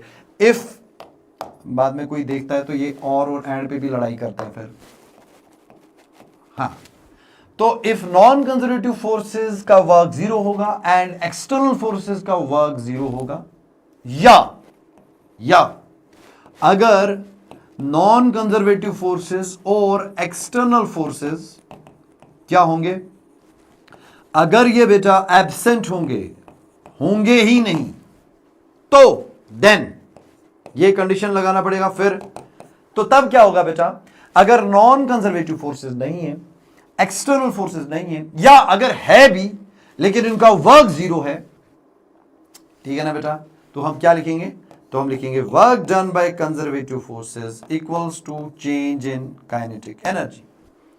But all of us know that whenever conservative forces work, they produce a change in potential energy, and we know that work done by conservative forces is negative of change in potential energy is equal to change in kinetic energy. Clear? तो बेटा अब इसका मतलब बेटा हम लिख सकते हैं delta K plus delta U is zero. मतलब change in kinetic energy plus change in potential energy zero, जिसका मतलब हुआ change in mechanical energy is zero. अगर मैकेनिकल एनर्जी चेंज जीरो है तो इसका मतलब बेटा mechanical energy must be a constant. This law is called as the law of conservation of mechanical energy. तो इसमें लॉ से ज्यादा इंपॉर्टेंट इसकी कंडीशंस है बेटा. Law of conservation of mechanical energy, या एक बॉडी का मैकेनिकल एनर्जी कब कंजर्व रहता है? जब ये कंडीशन सेटिस्फाई होगी. तो यहां पे मेरा जिगर, यहां पे इंपॉर्टेंट ये चीज है, ये चीज यहां पे ज्यादा इंपॉर्टेंट है. Clear? Mechanical energy is constant, that means the sum of kinetic energy plus potential energy is a constant. इसका मतलब यह भी होता है इसका मतलब ये भी होता है बेटा, अरे यार, इसका मतलब ये भी होता है क्या, loss of kinetic energy is equal to gain in potential energy, वो भी चलेगा, वो भी चलेगा, या loss of potential energy is gain in kinetic energy, ठीक। So this was the law of conservation of mechanical energy. Now we are discussing question number 5, motion of particle in vertical circle. Motion of particle in vertical circle. तो बेटा vertical circle अब खत्म करेंगे. यहां से बेटा अगर मैं देखूं वर्टिकल सर्कल से मेरा बेटा ऑब्जेक्टिव ज्यादा आता है. यहां से क्वेश्चन 5 मार्क 3 मार्क का नहीं आएगा. यहां पे बेटा आपका ऑब्जेक्टिव निकल जाएगा, objective. Clear? So let's do it. Vertical circle, क्या बात है. वर्टिकल सर्कल क्या होता है? What is a vertical circle? Diagram में थोड़ा अलग कलर से बनाना चाहूंगा, ग्रीन कलर से. अरे बेटा ये देखो वर्टिकल. अरे बेटा यार क्या कर रहा हूं मैं यार. ये देखो वर्टिकल सर्कल. देख वर्टिकल सर्कल मतलब आपने कोई रस्सी लाई, रस्सी के साथ आपने अटैच किया एक छोटा सा मास, और अब आप वो मास को पकड़ के घुमा रहे हो, लेकिन वर्टिकल सर्कल में घुमा रहे हो, हॉरिजॉन्टली नहीं घुमा रहे. हॉरिजॉन्टल सर्कल हमने सर्कुलर मोशन में किया था, अगर आपको याद होगा, थोड़ा सा मैंने बताया था आप लोगों को. बट व्हाट मैं क्या कर रहा हूं, मैंने एक रस्सी लाया, ठीक है, रस्सी को मैंने नीचे एक मास अटैच करके रखा. अब मैं ये मास को बेटा घुमा रहा हूं वर्टिकल सर्कल में, ऐसे ऐसे करके, क्लॉकवाइज या एंटी क्लॉकवाइज, कोई बात नहीं, आपकी मर्जी. ये है बेटा आपके वर्टिकल सर्कल का सेंटर. ये है आपके वर्टिकल सर्कल का सेंटर. सही बात है. ये है जिगर मेरा रस्सी. रस्सी का रेडियस या लेंथ मान के चलो r है total. So it is capital R या स्मॉल r रेडियस या लेंथ. यहां पे बेटा एक स्टोन है, पत्थर को जब आपने घुमाना चालू किया तो किस इनिशियल स्पीड से घुमाना चालू किया? u से. अब ये वर्टिकल सर्कल में घूम रही है, तो सबसे पहला पॉइंट जो यहां पे आपको याद होना चाहिए या पता होना चाहिए, it's an example of, it is an example of non uniform circular motion. यहां पे बेटा नॉन यूनिफॉर्म सर्कुलर मोशन होगा, क्योंकि ये बॉडी का स्पीड जब आप इसको वर्टिकल सर्कल में घुमाओगे, इसका स्पीड हर जगह पे अलग अलग होगा. इसका स्पीड बदलेगा. यहां पे अलग स्पीड होगा, यहां पे अलग स्पीड होगा, यहां पे अलग स्पीड होगा, यहां पे अलग स्पीड होगा, टॉप मोस्ट पॉइंट पे अलग स्पीड होगा.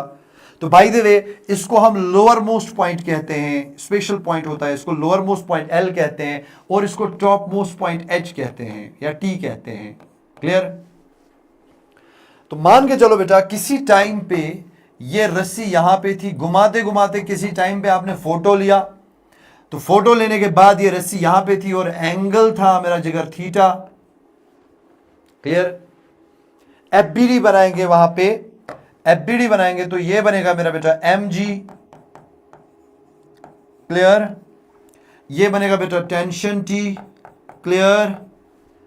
mg के दो हिस्से होंगे. ये बनेगा मेरा बेटा mg cos थीटा, और ये बनेगा जिगर mg sin थीटा. mg खत्म. एक परपेंडिकुलर डालेंगे ये, तो ये मान के चलो जब स्टोन यहां से यहां गया तो ये हाइट अटेन किया इसने small h. White pen use कर रहा हूं. और ये वाला हो गया फिर अपना r minus h. Diagram should be clear. ये पूरा रेडियस r है. यहां से लेके यहां तक जब बॉडी गया तो हाइट अटेन हो गया बेटा जिगर h, लेकिन यहां से लेके यहां तक r माइनस h हो गया, क्योंकि पूरा r है, ये h है, तो यहां से यहां r माइनस h हो गया. और मान के चलेंगे जिगर यहां पे जो वेलोसिटी है, वेलोसिटी वो है v। पहली चीज जो आपको निकालनी है, पहली चीज नंबर वन चीज जो आपको निकालनी है that is velocity. Clear? Velocity. तो हम कैसे निकालेंगे बेटा velocity? We will use the conservation of mechanical energy concept, क्योंकि हम कंजर्वेशन ऑफ मैकेनिकल एनर्जी कर रहे थे, तो मैकेनिकल एनर्जी कंजर्व करेंगे। अब आप बोलोगे सर हम मैकेनिकल एनर्जी क्यों कंजर्व करें? पहली बात, कंजर्व करने का पहला रीजन यह है ग्रेविटेशनल फोर्स लग रहा है।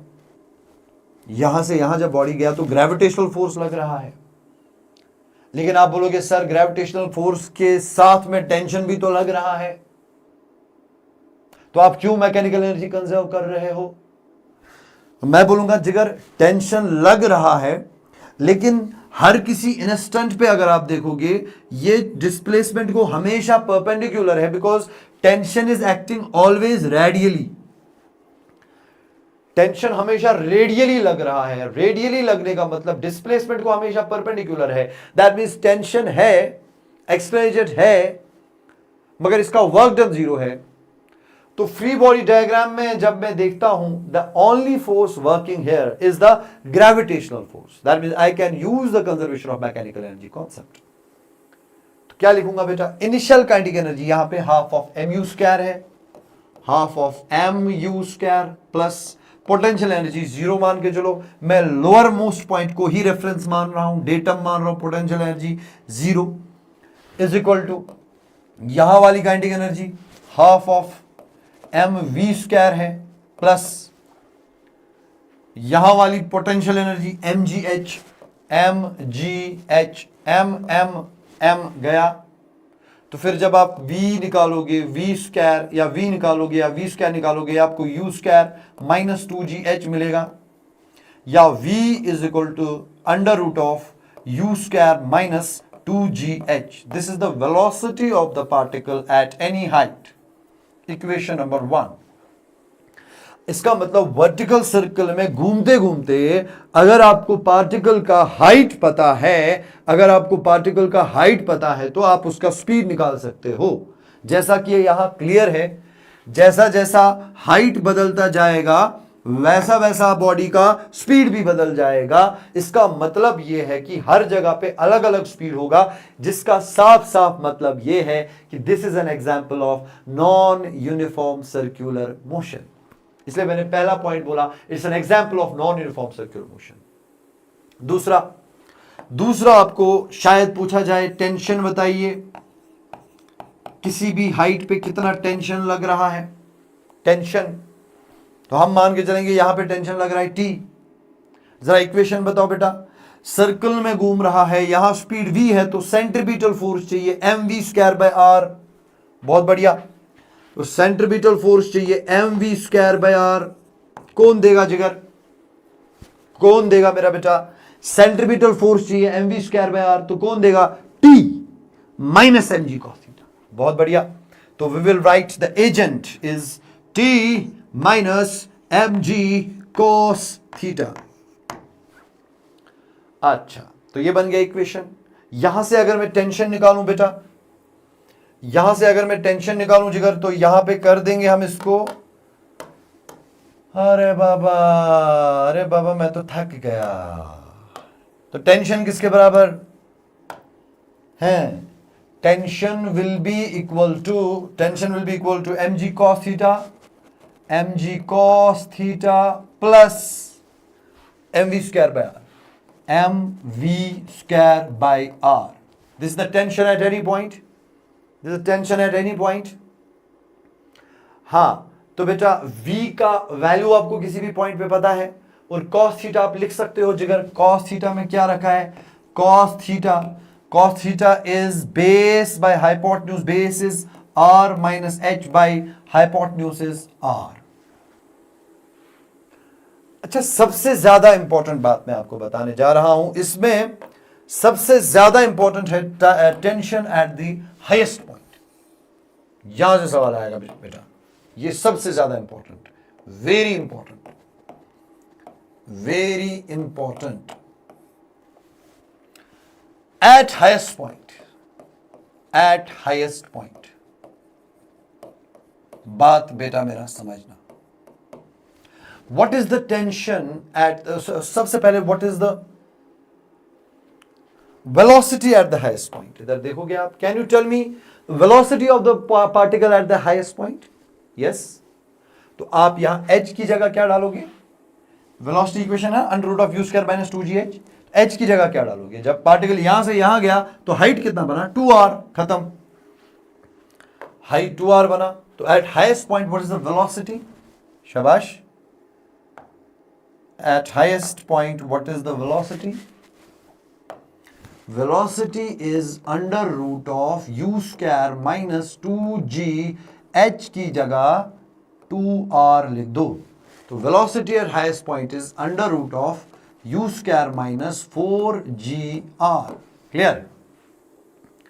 Now, what is the tension at the highest point? The tension at the highest point is, यहां पे बेटा देखेंगे हम फ्री बॉडी डायग्राम से, यहां पे अगर मैं फ्री बॉडी डायग्राम बनाऊं तो बेटा ये रस्सी हो गई, यहां पे बेटा mg डाउनवर्ड लगेगा, यहां पे बेटा टेंशन भी डाउनवर्ड लगेगा, centripetal force mv square by r चाहिए। तो टेंशन हम लिखेंगे यहां पे, सेंट्रीपिटल फोर्स चाहिए mv square by r, r is 2h, is equal to देगा कौन? t plus mg। तो इसका मतलब हुआ बेटा tension at the highest point is mv square by 2h minus mg। इसका मतलब जिगर मेरा जो tension at the highest point है it is m by 2h। v square को क्या लिखोगे? u square minus 4gr, u square minus 4gr minus mg। Clear? तो ये सब एक्सप्रेशन से हमें tension at the highest point मिल जाएगा। मतलब किसी भी जगह पे आप टेंशन निकाल सकते हो just by drawing a free body diagram, just by drawing a free body diagram. ठीक, फिर देखो रिक्वायरमेंट कितना है सेंट्रीपिटल फोर्स का, फिर उसके हिसाब से इक्वेशन डाल दो। अब यहां पे बेटा मेरा आप एक पॉइंट याद रखोगे, पॉइंट आप क्या याद रखोगे? इंपॉर्टेंट पॉइंट आप याद रखोगे, ऑब्जेक्टिव। सीधा मैं अब इसको डिराइव नहीं करूंगा, सीधा ऑब्जेक्टिव, सीधा सीधा objective. Minimum velocity to loop the loop, minimum velocity to loop the loop.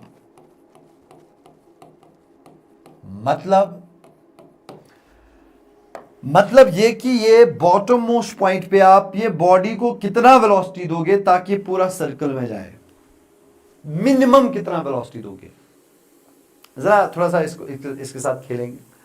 अगर मैं ये बॉडी को यहां थोड़ा सा पुश करूं तो थोड़ा पुश करके क्या होगा? It will swing, may be it will oscillate, it will not go in a circle, it will oscillate. थोड़ा और पुश करूंगा तो शायद यहां तक जाके वापस आएगा, फिर ऑसिलेट करेगा। थोड़ा और पुश करूंगा तो शायद यहां तक जाए, फिर वापस आए, या फ्रीली फॉल हो, कुछ भी हो सकता है। हाँ, तो अगर मैं चाहता हूं कि ये बॉडी एक बार पूरा सर्कल में जाए तो मैं बॉटम मोस्ट पॉइंट पे कितनी मिनिमम वेलोसिटी दूंगा, that is called as the bottom most point पे कितनी क्रिटिकल मिनिमम वेलोसिटी देनी है ताकि ये पूरे लूप में जाए। The answer is v is equal to under root of 5gr। ये आप याद रखोगे रट्टा, root of 5gr, r is the radius. बाकी सब ये नहीं पूछेंगे, वर्टिकल सर्कल में जो पूछेंगे वो यही है पॉइंट, मिनिमम वेलोसिटी कितना चाहिए ताकि ये सर्कल में जाए टू लूप द लूप। या पूछेंगे जब बॉटम मोस्ट पॉइंट पे velocity under root of 5gr होगी तो हाईएस्ट पॉइंट पे कितना होगा बेटा, यहां हाईएस्ट पॉइंट पे कितना वेलोसिटी होगा। तो आपको एनर्जी कंजर्वेशन से करना पड़ेगा। क्या? Velocity at highest point, velocity at highest point, ये आपका होमवर्क है। आप आराम से एनर्जी कंजर्वेशन करो। या आपके पास इक्वेशन ही है v is equal to under root of u square minus 2gh, है ना। u का वैल्यू डालोगे under root of 5gr initial velocity, h का वैल्यू डालोगे 2r, मिल जाएगा आपको आंसर, रूट gr होगा। समझ रहे हो आप। ये भी ऑब्जेक्टिव पूछेंगे।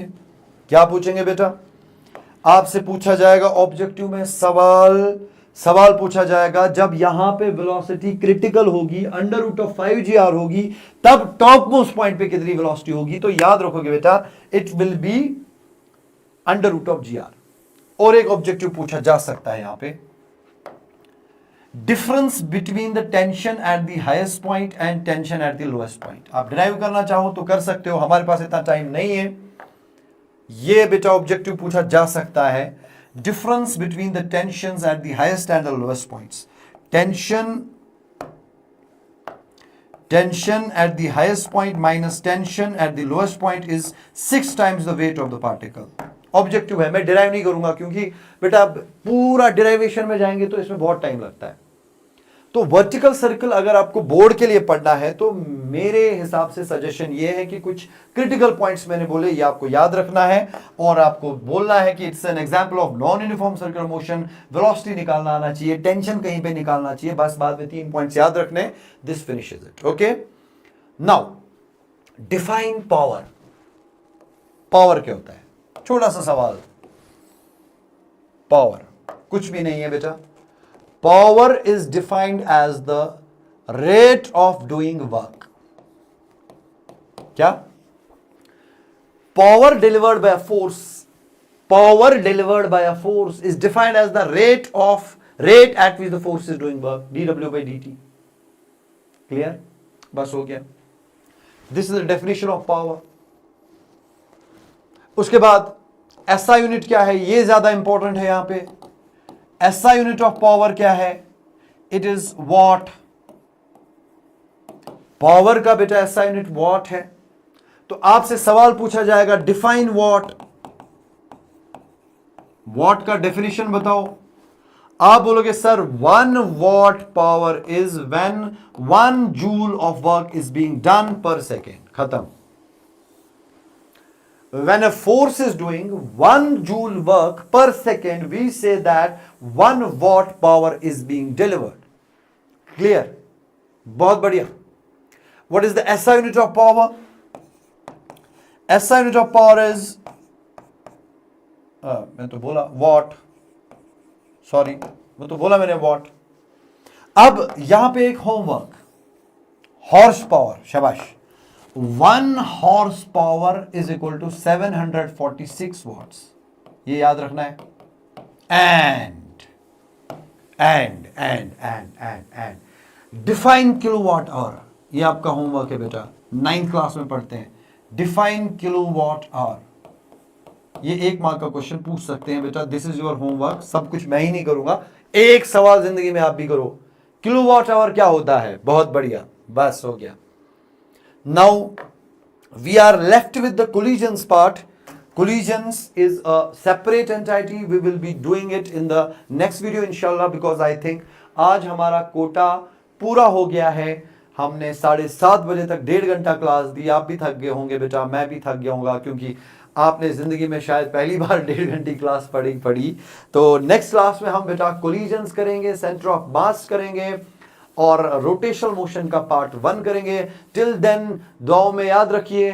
खुदा हाफिज, अस्सलाम वालेकुम।